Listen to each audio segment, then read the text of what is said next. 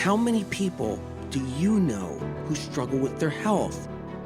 Chances are, whether they show it or not, most of the people in your life do. And chances are, you're one of them. Whether you're dealing with anxiety, depression, endometriosis, acne, eczema, autoimmune, thyroid, Lyme, brain fog, fatigue, or any other symptom or condition, you're far from alone. Living with symptoms has become the new normal. So no more guessing games. It's time to get answers. Welcome to the Medical Medium Podcast. I'm Anthony William. Hey everybody, we're talking about neurological symptoms, how difficult they are, and how they can hold us back both physically and emotionally. These symptoms are confusing and perplexing and just straight out make people question who they are. Over the years, they've pushed people to the brink, to the edge of their own sanity or insanity. And you can never underestimate the confusion, fear, and distrust neurological symptoms create. And only the ones that have experienced them know what this feels like. And unless you know how it is to be in their shoes, have some compassion, respect, and kindness as you grab their hand, pull them up, and help them find their way. Because these symptoms bring people to their knees, and in many cases, begging God for help. It seems so unfair. No one gets it. They think I'm fine because I look okay from the outside. They just don't realize I don't have the stamina I once had. I get tired easy. But they don't know that. I was in the grocery store the other day, and as I was standing in line, looking at everyone else, wondering, do any of them feel like I do? I was struggling just to wait in line. I wondered if any of them were struggling as they were waiting in line. They all looked so strong. There was one person having a hard time, it seemed, but I think she was in her 80s. She was even carrying her own bags. But I'm half her age. I have to visit my parents tomorrow. I know they love me, but I know they're tired of hearing me complain. I could see it now. Honey, see another doctor. Get some help. I've already been to so many. Some days are really bad, and other days are even worse. All my symptoms have blended into each other. It's hard for me to even keep track of how I feel. I've been sick too long. If you're someone who doubts what you just heard, please know that people who feel these symptoms struggle in a way that challenges every aspect of who they are. What they go through is very real. And if we haven't been there, we need to keep our hearts open and minds open. And realize there are a lot of people out there without answers, without a direction, and are struggling day to day, moment to moment, hour to hour, minute to minute, thought to thought, and prayer to prayer. What was your first experience like? What was it like to get your first symptom? Did it freak you out? Did you panic? Many do. Did you run to the emergency room? Did you see your doctor the next day? Was it a panic attack? Did your chest get tight? Was it hard to breathe? Were your thoughts racing? Maybe your heart was jumping. Did you get dizzy? Was the room spinning? Did you feel like you were on a boat?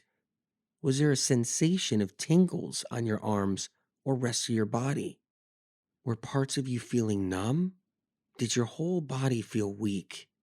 Were you tired on a level you never felt before?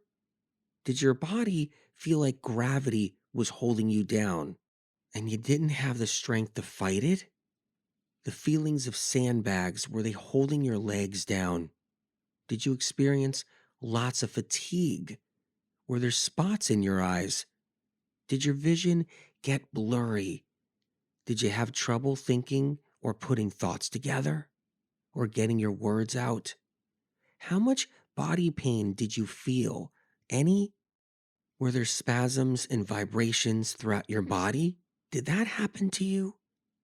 Did you have painful or burning skin or body pain, neck, back, or head pain?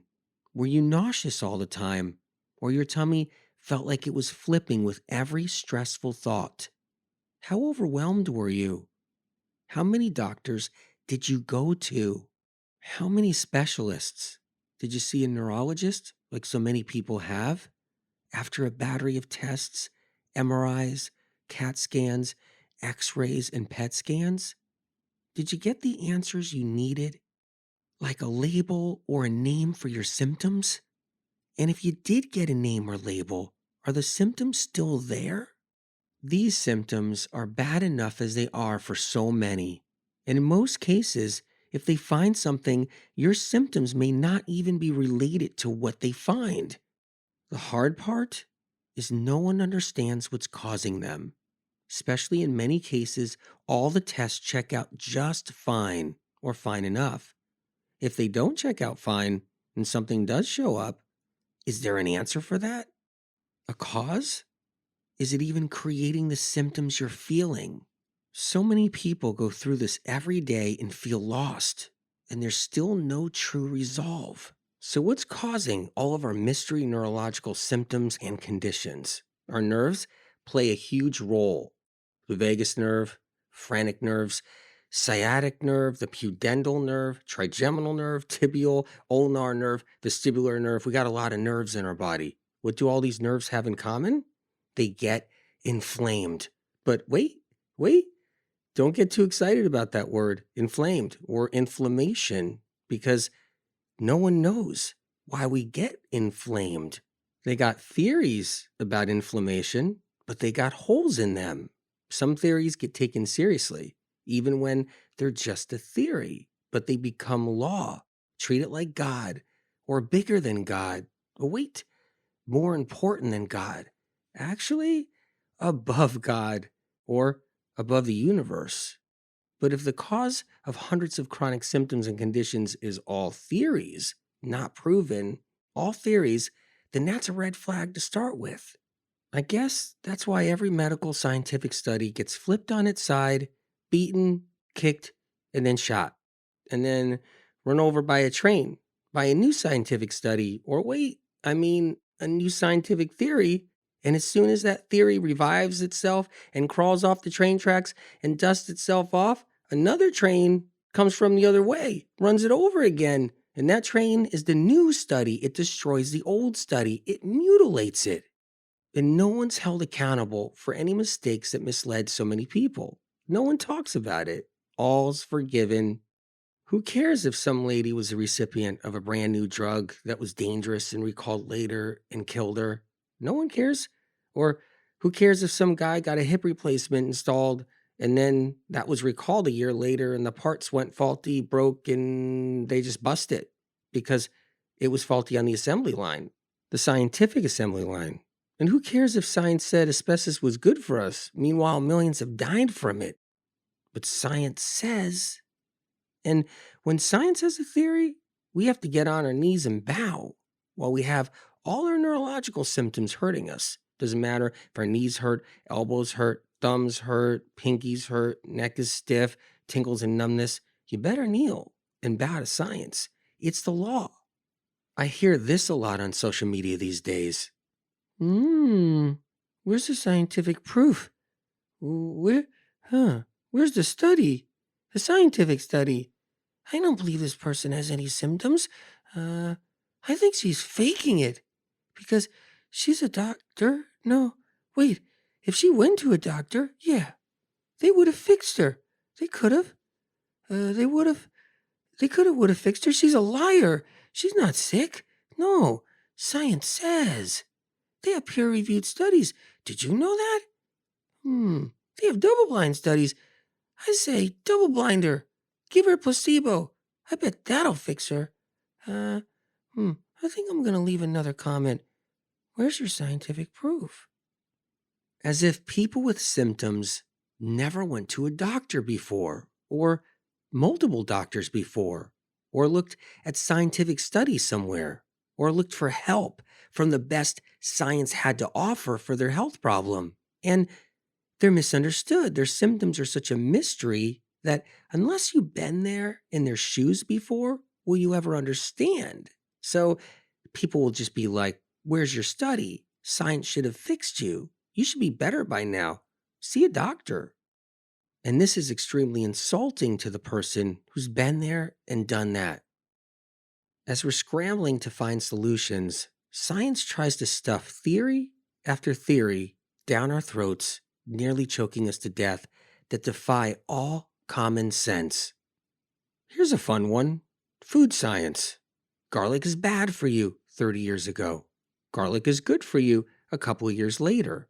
Garlic is bad for you again a couple more years later. Garlic is good for you again. And then a plague comes, like we're in now. It's why we're in lockdown and everybody's walking around with their masks on. And garlic's bad for you again. You were probably thinking garlic's good for you again, right? Science says it's bad for you again, even though they used it in the plague centuries ago to save lives. But science says, and when science says, everybody's got to up to, because science said up to. The new study that came out ran over the last study. And that study ran over the next study. And that study ran over the other study. And then the train came by. The train ran over all the sick people and everybody else. And it ran over everyone, plus the new study. And then the other studies. And it ran over everything. And it took off. And everybody just sat there saying, "What?" I'm pro-science, but I also don't walk around with a science blindfold on. Do you know why? Because there are a lot of sick people out there that are struggling, and science hasn't fixed them. I'm not going to wear a blindfold and pretend no one's sick and going through hell with years of hardship from their health problems, or ignore and pretend that I don't see the pain and the suffering out there. It's real. Neurological symptoms are a mystery. Most of the time, health professionals don't even know it's even neurological.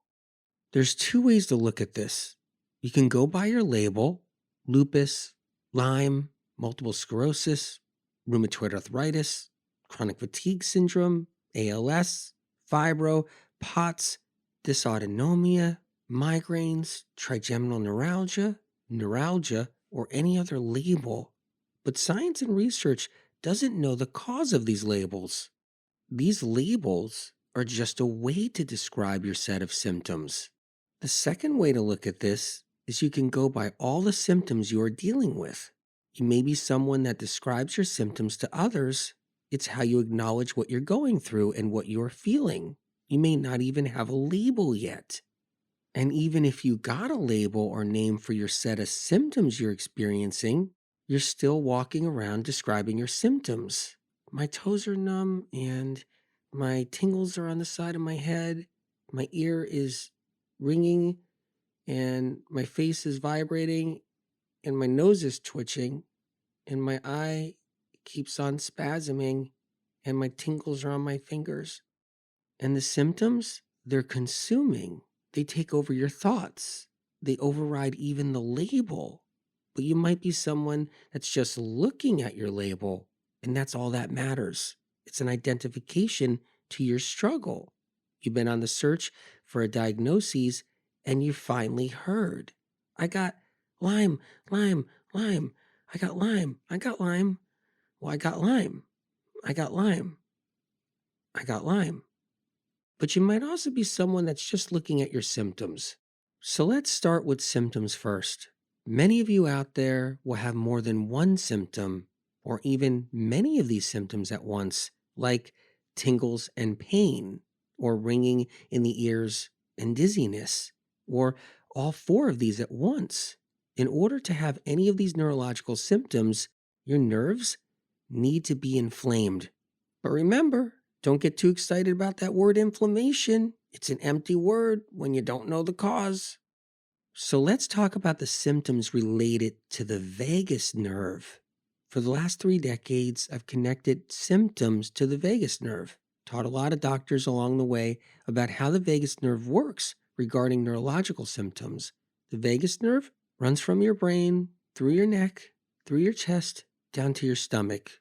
The nerve sits at the tip of the stomach there. When the vagus nerve is inflamed, you can have a whole bunch of symptoms. Get ready for this. Tightness of chest. You can feel like it's hard to take a breath. It can feel like you have a weight on your chest. A tight shirt or even a bra could feel too restrictive and trigger a panic attack. It can make you think about it 24/7 when it's acting up. It gets worse when you walk or move quickly. It can be unpredictable and sometimes worse to not so bad. Some people just get it a couple times a month or after exercising or stressful events or an emotional challenge. Some people have tightness of the chest all the time. Now, this is a difficult symptom. Tightness of the throat, feeling a pressure in your throat. Sometimes it's not easy to swallow.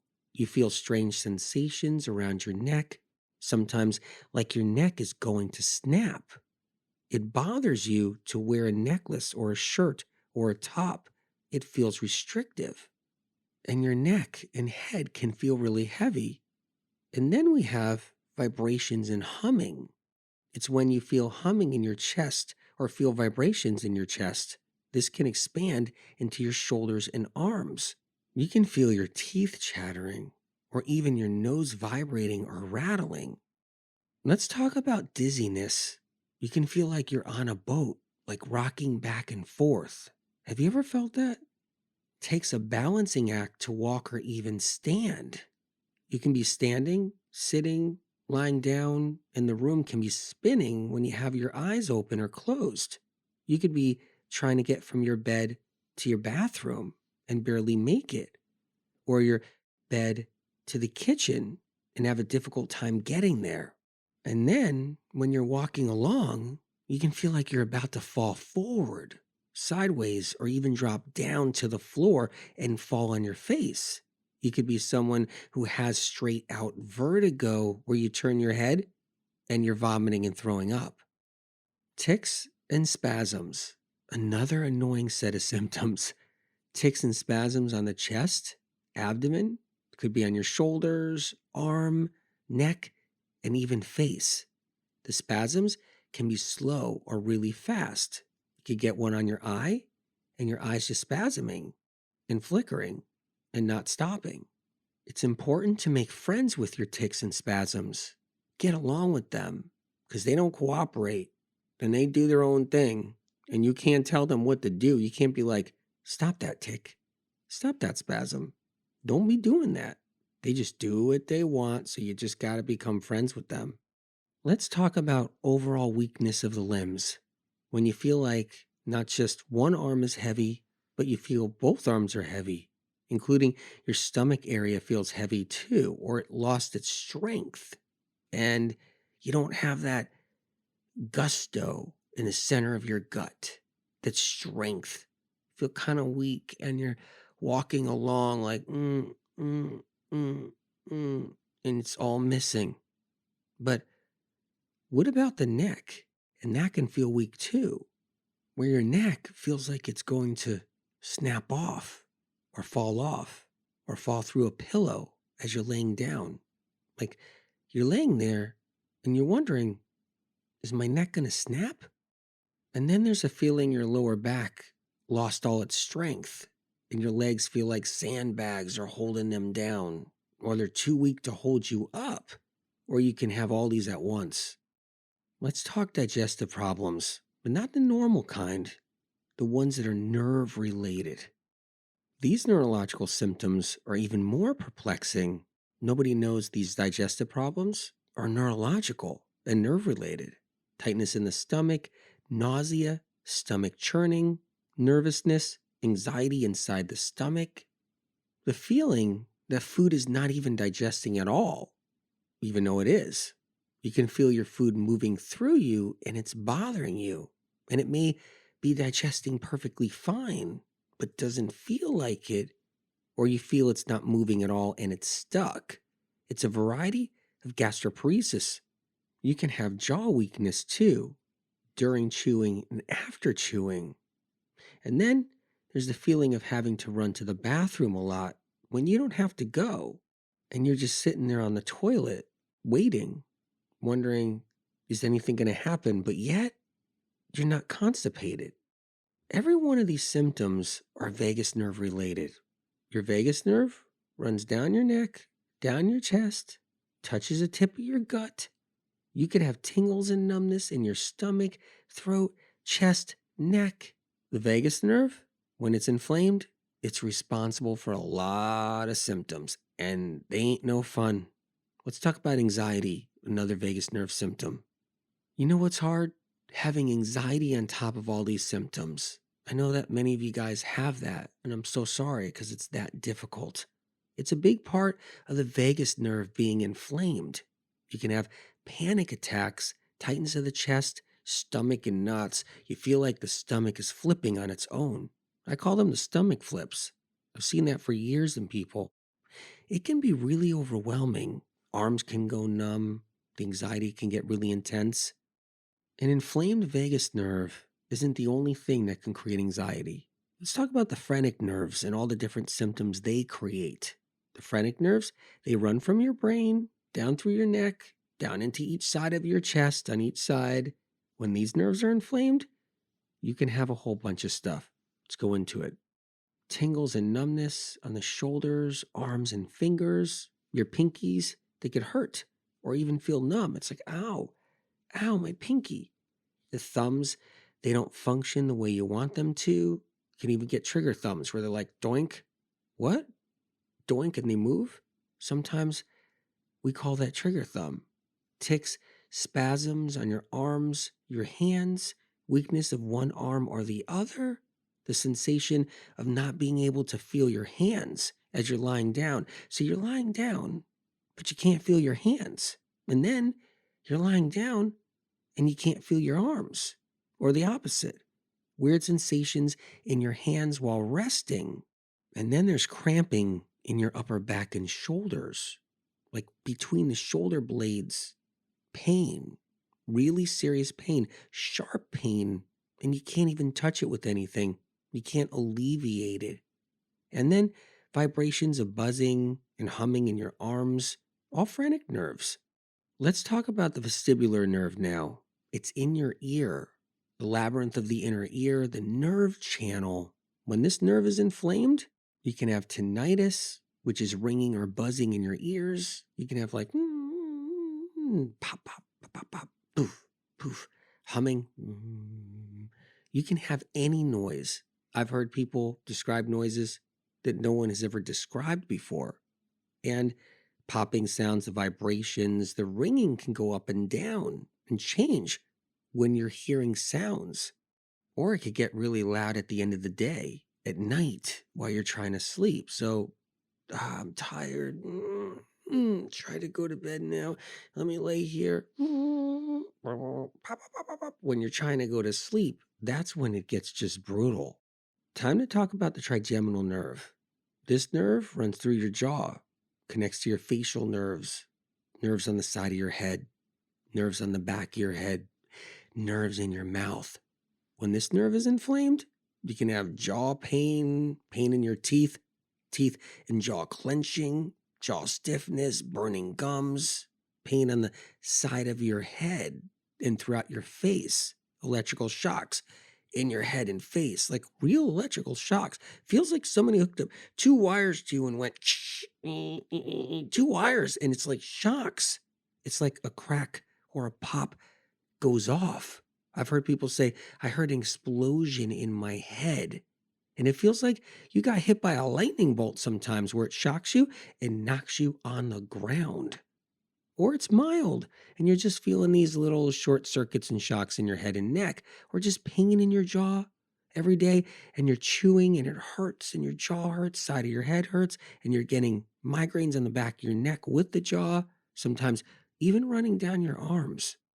The trigeminal nerve can be just downright brutal and put people through hell and back. Let's talk about the sciatic nerve. That's another fun one, or not so fun at all. Runs from your lower back down your legs. When this nerve is inflamed, you can have pain in your feet. So it's like, wait a minute, my foot hurts, but doctor says there's nothing wrong with my foot because it's coming from your back. And that's what's so confusing. You can have a pinpoint pain right on your shin, like pinpoint, where you can touch it. It's right there and it hurts so bad. And that pinpoint pain isn't your shin, it's coming from your lower back. You get a pain in your knees, and the same thing happens. Pain in your thighs, running down your legs, running down your butt, running down your piriformis, your gluteal nerve, all those little nerves going into your butt and everywhere else, killing you. And it's coming from that sciatic nerve. That's like the one that's doing it all. Severe pain in your lower back down to your legs. You can have it both ways. Pain in your back down to your lower legs and feet, or pain in your feet, nothing in your back. It's elusive, tricky, the good old tricky sciatic nerve. It's a tricky one. And then pain in all kinds of places. You can feel like burning too, like burning sensations, burning pain, burning on your lower back, legs, burning on your feet.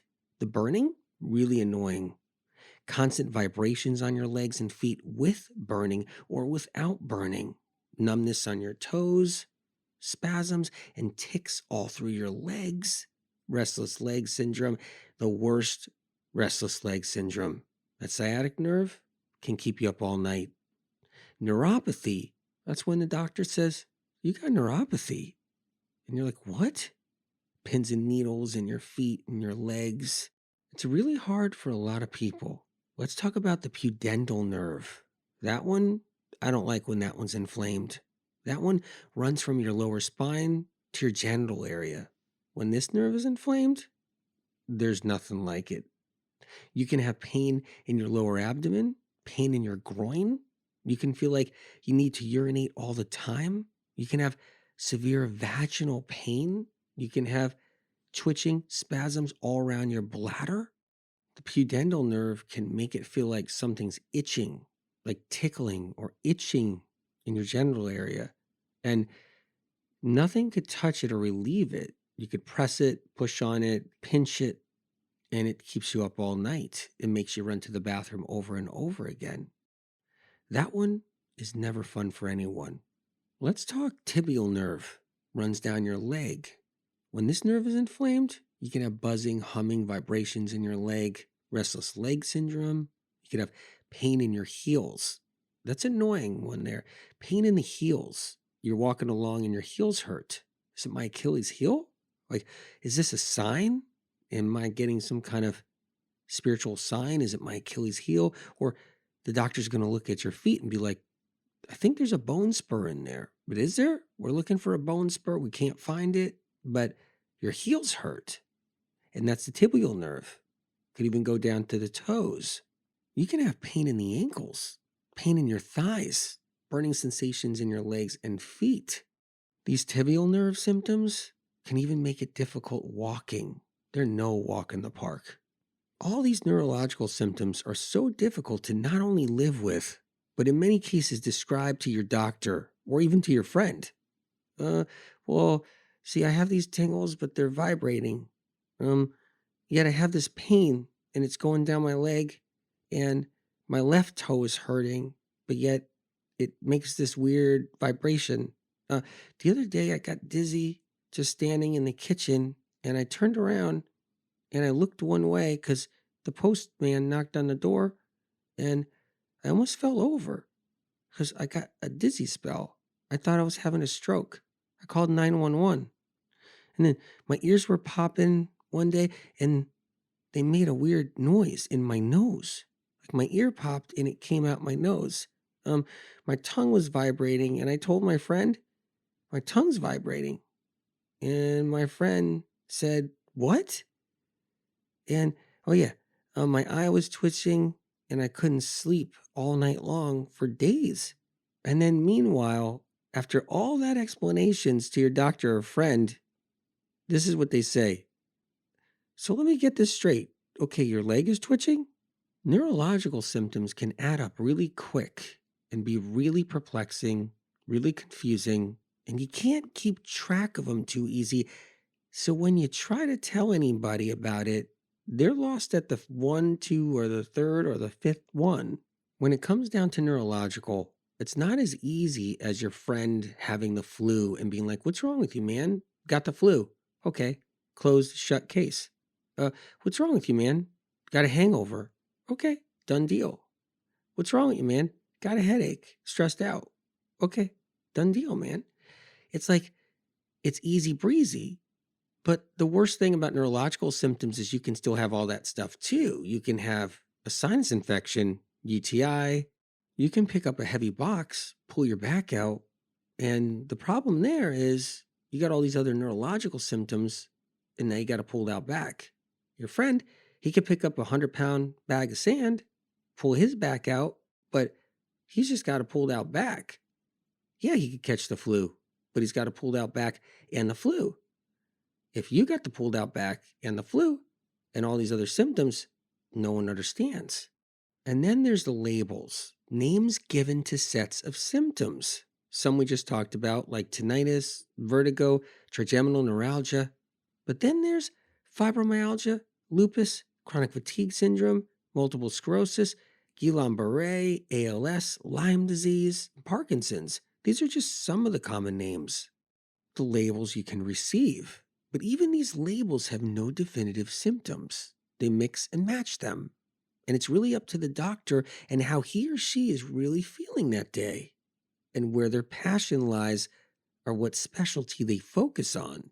Any of the symptoms that it gave you can fit into any of these labels and dozens of more labels. And with each label you get, it's all about the mood or specialty of the doctor. It's about throwing darts. Well, I'm going to throw this dart here. Ooh, good throw. Ooh, the dart made the board. Where did it land?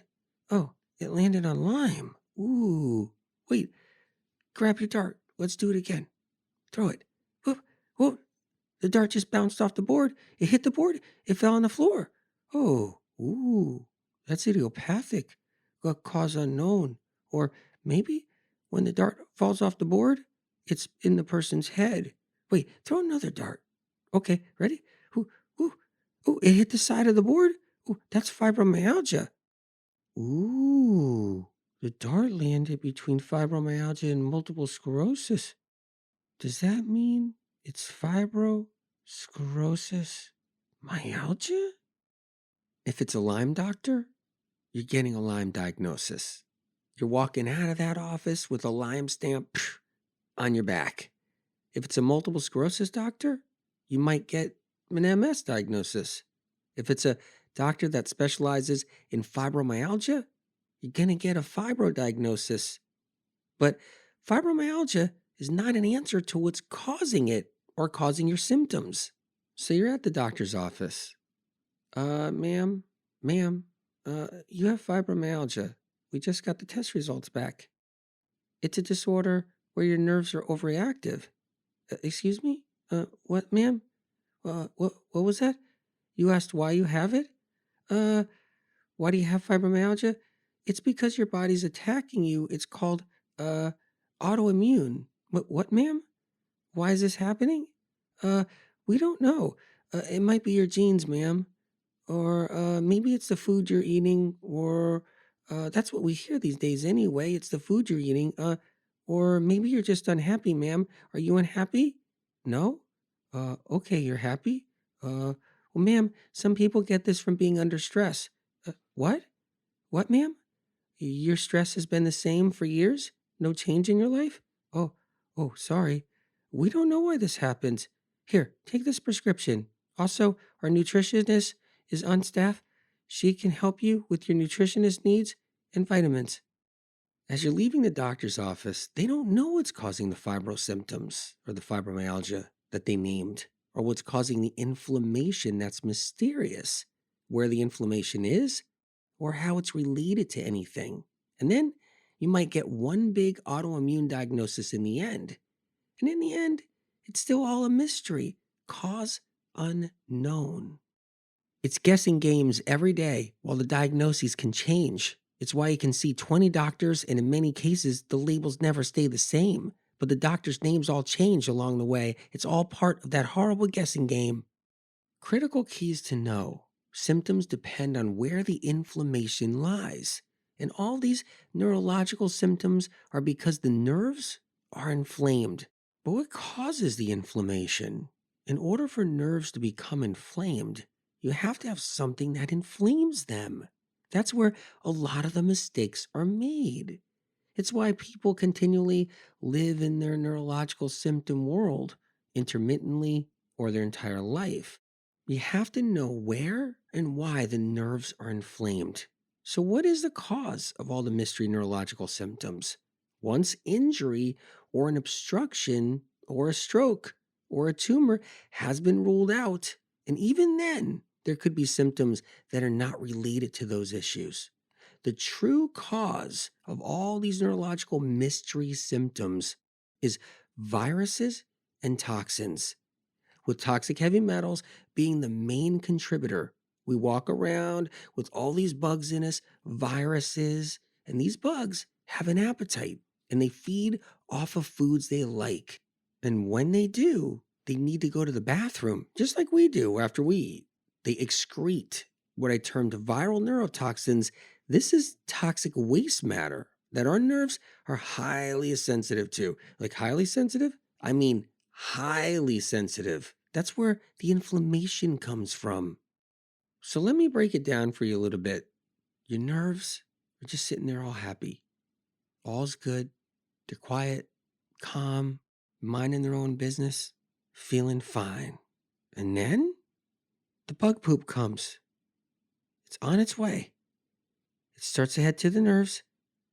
As soon as it touches those nerves, your nerves go, "Help! Shit!"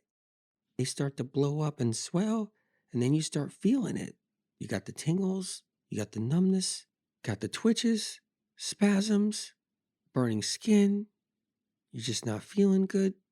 You got the fatigue. You got the spasms on your back, spasms on your legs. You got the creepy crawlies on the skin. You can't think good. You got the brain fog. You got the dizziness and the eye floaters. These neurotoxins short circuit electrical impulses and neurotransmitters in the brain. And when they short circuit them, everything just goes wacko. They also inflame neurons in the brain tissue, causing mild to severe brain inflammation that's not understood out there by the medical communities. Viruses love to eat toxic heavy metals, and when they do, it makes their poop stronger, the bug poop. The neurotoxins, that's the bug poop. The bugs are releasing them now with toxic heavy metals in them. And this is more allergenic to your nerves. So your symptoms can become more complicated. These neurotoxins can drive up histamines too, trick out the doctor, and trigger inflammation tests with your blood work, and landing you a variety of diagnoses, which means you get a label. Yay! Such as lupus or Lyme, as if that's an answer. But what doctors and Lyme patients don't know is that the blood labs, they're testing for inflammation, then putting a name of a bacteria next to the numbers, but not finding a bacteria, like physically finding one. You can get a neurological Lyme diagnosis without even getting a positive at the lab.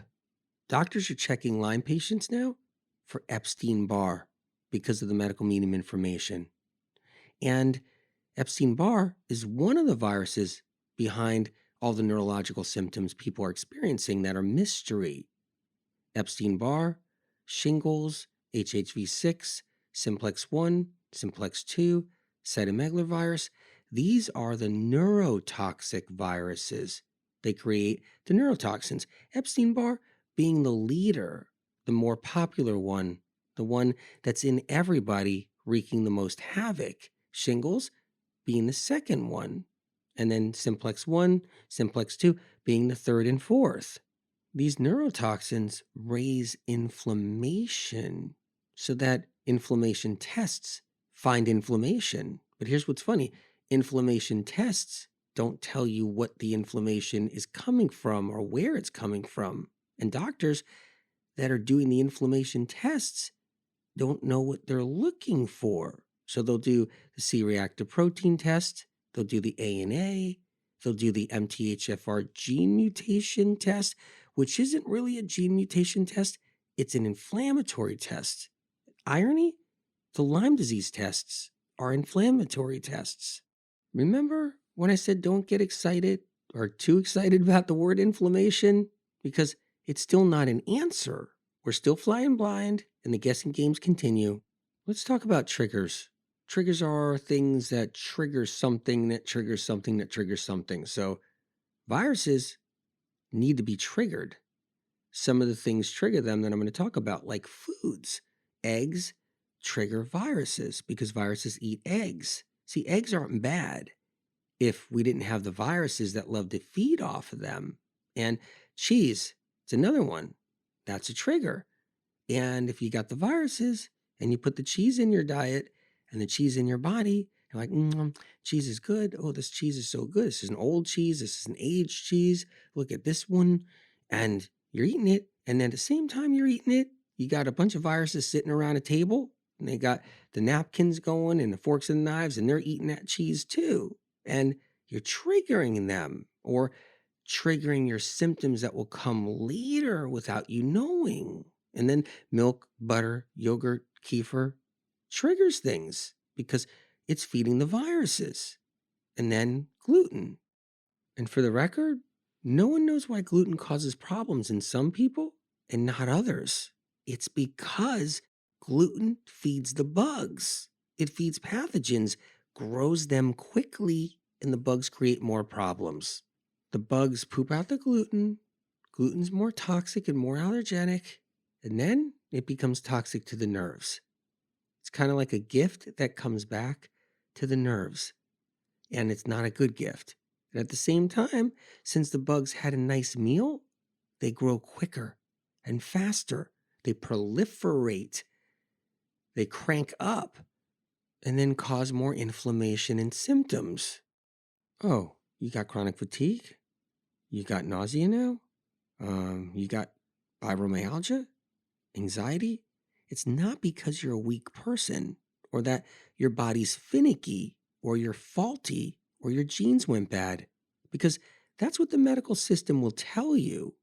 You got autoimmune and your body turned against you. Instead, your body's crying for help because it's up against pathogens.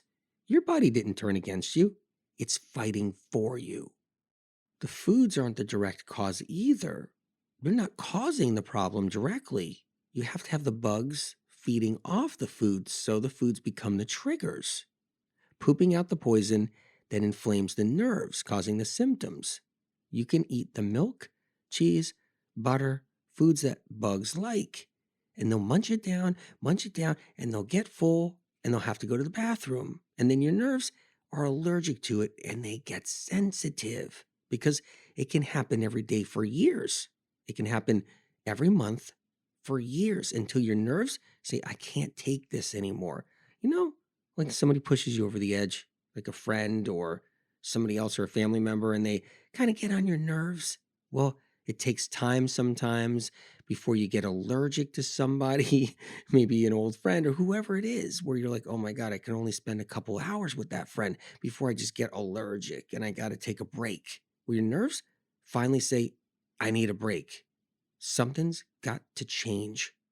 You know that friend that can eat anything they want?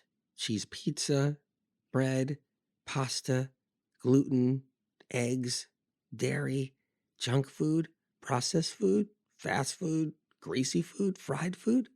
You know that friend? They could do that. They don't have the tingles, numbness. They don't have the brain fog. They don't have the aches and pains, the fatigue. They're living their life.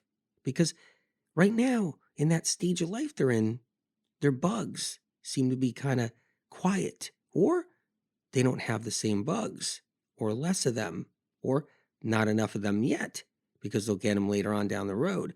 But either way, they can get away with it for a while until they can't. But For now, they can. You're over your friend's house, they scramble an egg, make an omelet out of it. They got some wheat toast, some really bad processed white bread. They slap some butter on it. They got some bacon frying. They got some cream in their coffee, and then they dunk a donut in it. And all's fine, at least for now. And then your friend looks at you and says, "Hey, how's your tingles and numbness or whatever that is, your numbness? How's that doing these days? How's your neuropathy doing? Did you see your new doctor yet? Do you want a piece of toast? No? Oh, that's right. I forgot you're gluten-free." And life feels so unfair. And you just think they're stronger than you. And you know what you hear out there a lot? What doesn't kill you makes you stronger. Yeah, sure. Man up. Man up.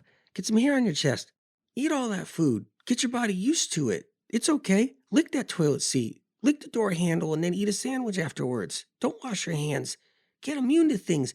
Get exposed. You need exposure because that's what's going to protect your immune system. That's bad advice. That's not how it works. See, we already have compromised immune systems down here. Our immune system's already fighting so much. So many different triggers, so many different obstacles, so many different pathogens, so many different toxins. And the last thing we need to do is to load it up more. Bad advice. There's a lot of triggers. I've covered a lot of them, but mold is one of them. But mold doesn't create neurological symptoms. Instead, it weakens the immune system, drops it like a rock, so that another bug inside of you can flourish. That's why somebody else in the family can eat mold, breathe it in alongside of you, and they're strong, feel good. But then you're bedridden in the same household. Happens all the time. But it can lower the immune system, so viruses can cause more trouble, landing you a mold/Lyme/fibro diagnosis.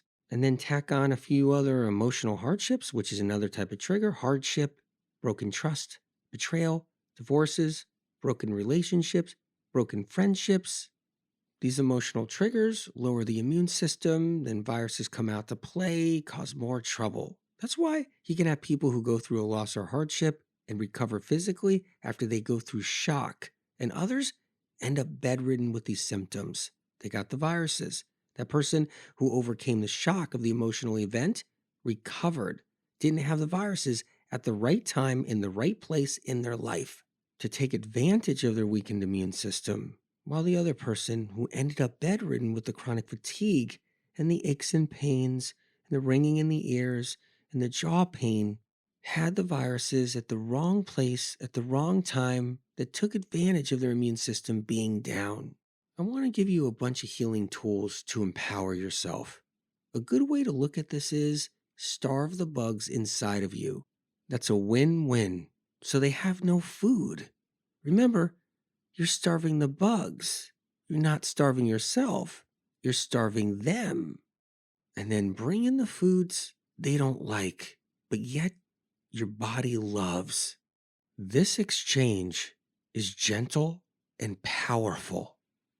You take the food away that feeds these bugs, and you bring in the fruits, leafy greens, herbs, wild foods, and vegetables that help kill these bugs. Look, I understand you might be someone that doesn't want to think a virus could be causing your tingles and numbness or any of these other symptoms, and you would rather just think it's inflammation, or it's just food, or it's your digestion being off, or it's your hormones. But that game hides the truth and stalls you and wastes your time until the symptoms get worse down the road. And then you're like, I need answers. And I respect that. So this information is here for you when you're ready. Here are some foods to remove. Number 1, eggs. If you're really attached to eggs, replace it with avocados. It's a start. Or better yet, replace eggs with steamed potatoes. This way, with the potatoes, you keep your fats lower and your blood thinner, which is another medical medium tool. So you can eliminate a dead bug or neurotoxin easier out of the body. See, if your bloodstream's filled with fat, you can't get any of this out of your bloodstream and out of your body. Every time you want to eat an egg, eat an avocado or a potato, preferably a potato. They're really antiviral, and that's what counts because it's about getting rid of viruses, prohibiting them, inhibiting them, stopping them, slowing them down, knocking them out, and that's what that does. When we lose that egg, we need something satiating. That's what we usually feel. Like, what are we going to eat now? Breakfast sausage? Bacon? Like, what are we going to get? That avocado? Potato? Those are the options. It's very satiating, and it's the best choice. Food number 2, all dairy products. Milk, cheese, butter, cream, kefir, yogurt, all of it. If you're really attached to dairy products, replace them with banana ice cream. If you're someone afraid of bananas because of fruit fear, you should really be afraid of a stick of butter because of stroke fear. Don't be that person that is afraid of a bumblebee and you're running from it and you're running all around and you're running from it. You're scared and you run into the street and you get hit by a semi. I know what you're thinking. You're thinking you don't do a stick of butter. So I'm wrong over here and fruit is bad because the banana's got a lot of sugar in it, right? So you think you got me there, I think. But what are you doing? Like, what kind of things are you doing? Doing the collagen, nutritional yeast, apple cider vinegar, charcoal, whey protein powder, fish oils. What else are you doing? That, there's the bumblebee, the banana bumblebee. The banana's the bumblebee. There it is. It's got you running. Woo, got you running. You're heading to the street, and you're heading to the street. You ran into the street, and there comes the semi-trailer filled with collagen. You're afraid of banana ice cream. Meanwhile, you're doing all this other stuff that's not good for you, even though you don't know it's not good for you because it's all trendy, but it's not good for you. And you're afraid of a banana, which is really good for you. For banana ice cream, you guys, blend up frozen bananas in a food processor. If you're used to butter or sour cream, use avocado and lemon together instead. Replace dairy milk with oat milk. The third food to remove is gluten. You guessed it. The best gluten-free grains to bring in, if you're attached to grains, are millet or gluten-free oats. They will not feed the bugs. Millet is the best option if you're a grain person because it's the easiest to digest and most gentle on the digestive system. Let's talk about some other healing tools. Asparagus, that's a good vegetable to bring in, which is really a shoot, which is really kind of an herb too. It's kind of a combination. Steam it or eat it raw daily. Helps to nourish and replenish nerves, and it's antiviral. Let's talk about some herbs, leafy greens, some wild foods, some antiviral supplements, herbal medicine. Celery juice, 16 to 32 ounces on an empty stomach. Don't add anything in it. It's antiviral. It helps to kill the pathogens. It breaks down the membrane around the virus. You can start slow. If you need to, work your way up. 4 ounces, then go up from there. That's one way to do celery juice. You found the home of celery juice here. Now you can learn all about it. So let's talk about getting rid of those toxic heavy metals a little bit. Another herb, which is a leafy green, is cilantro. You throw it on your salads, put it in your smoothies, put it on any dish. It's an herb you can use as a leafy green. That's a special tool. And it's also antiviral, and it helps to remove the toxic heavy metals. Wild blueberries. Now that's a powerhouse right there. It survived thousands of years on this planet in the harsh, worst conditions you could ever imagine. And it adapted to survive. When we eat those wild blueberries, we get stronger because it helps us adapt to what we're up against, like viruses and toxic heavy metals. That's the kind of food we need for survival on this planet. Think about it. Something that's lasted that many years survived the coldest temperatures.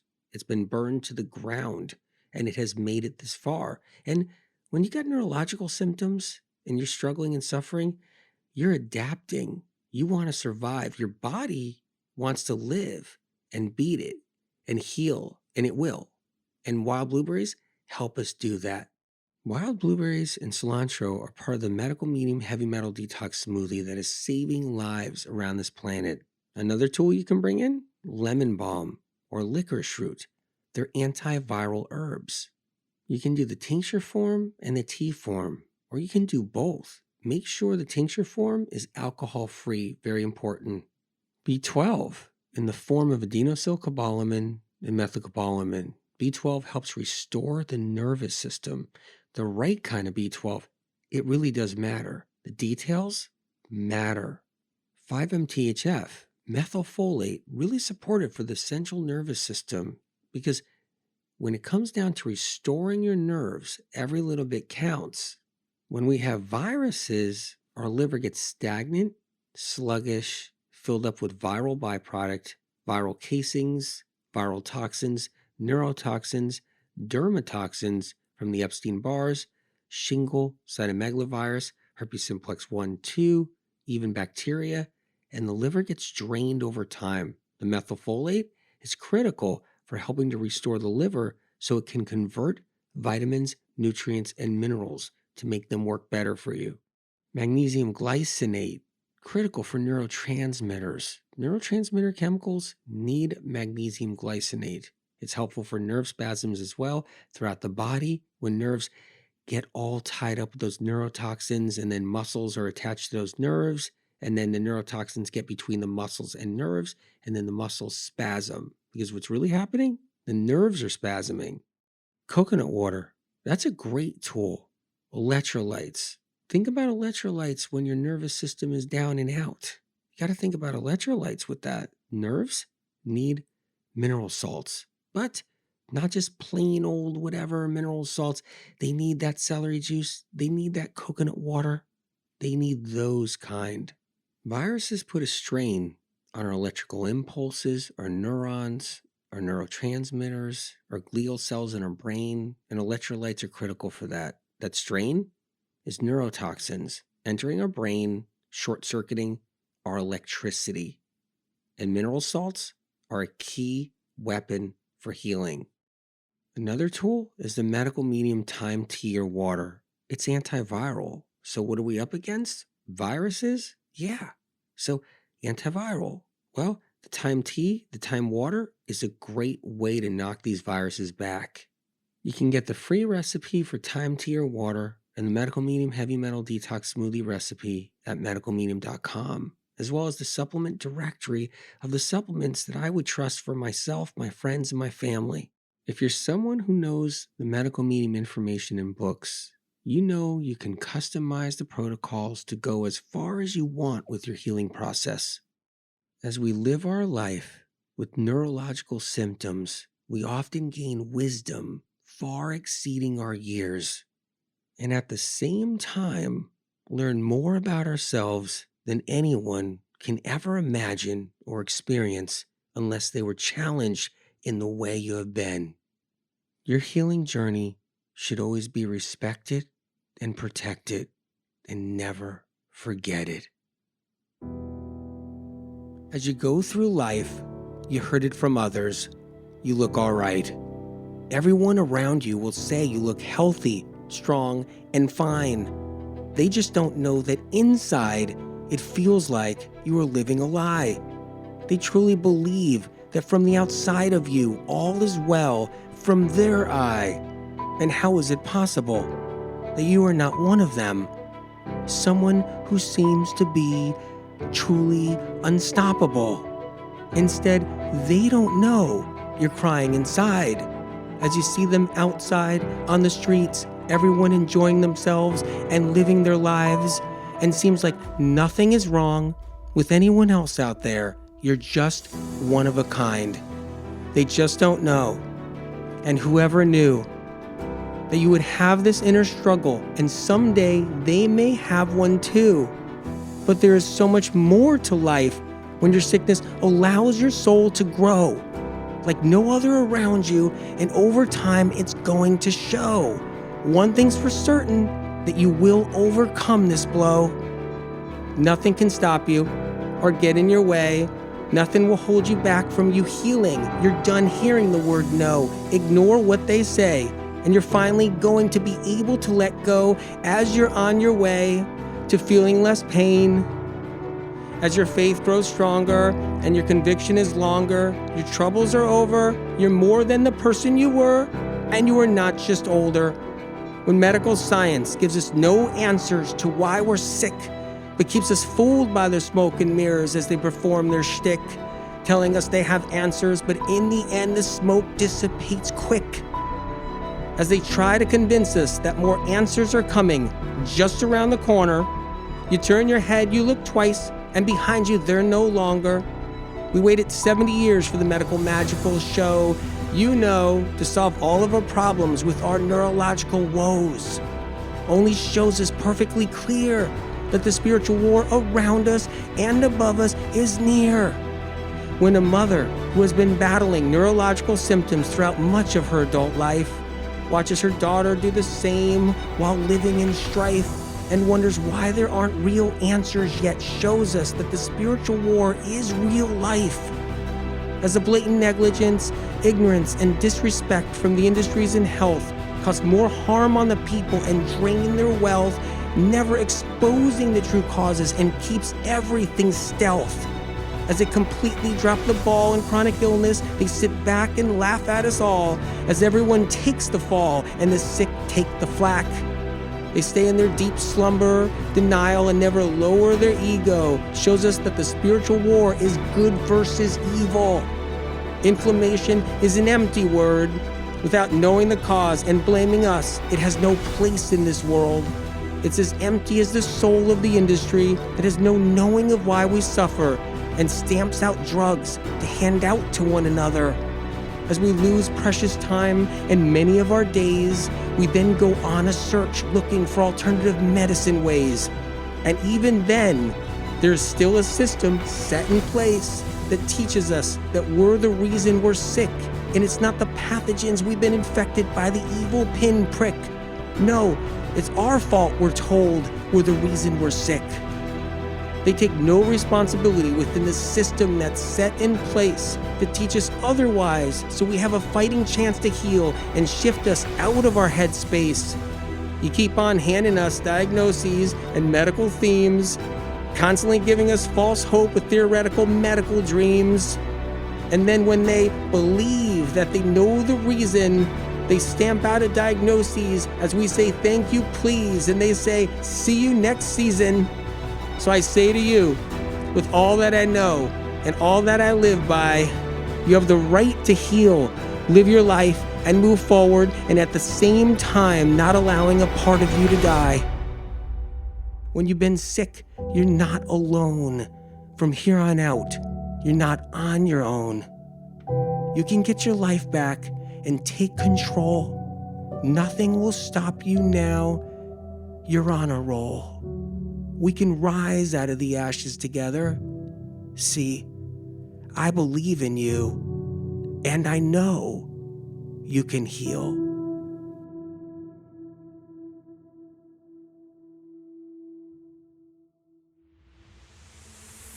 As you guys know, I'm not a doctor. Any information you learned here, feel free to take to your doctor or healthcare provider. If you found this show helpful and informative, feel free to share it with someone in need of the information. If you like this show, please subscribe and leave a review on Apple Podcasts. You can also find me on YouTube, Facebook, and Instagram at Medical Medium. And for more information on healing, please visit medicalmedium.com. Thank you so much for listening.